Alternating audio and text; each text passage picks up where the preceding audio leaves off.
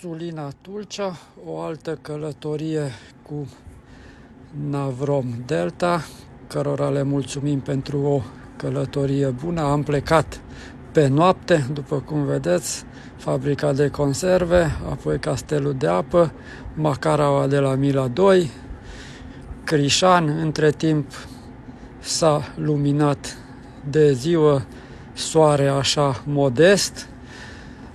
Uitați Crișanul, vedeți aici.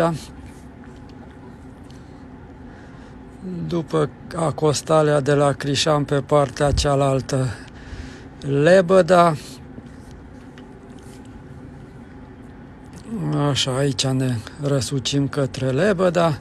Între timp am mai avut parte și de un pic de soare, mai o pasăre, două, dar fiind time-lapse nu se vede așa de bine. La un moment dat am avut soare frumos. Uitați aici, Mila 36, deja ne apropiem de Tulcea. Aici așa soarele ne bucură, cum s-a schimbat culoarea și deja se vede Tulcea de aici. Am schimbat unghiul înspre partea pe care acostăm. Deja se vede albastru cerului, deja este soare cu nori și tot mai mult soare.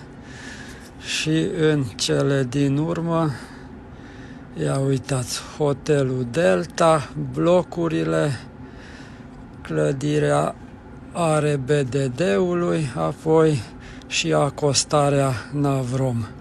Mulțumim Navrom pentru încă o călătorie frumoasă, Călin Sulina fabuloasă!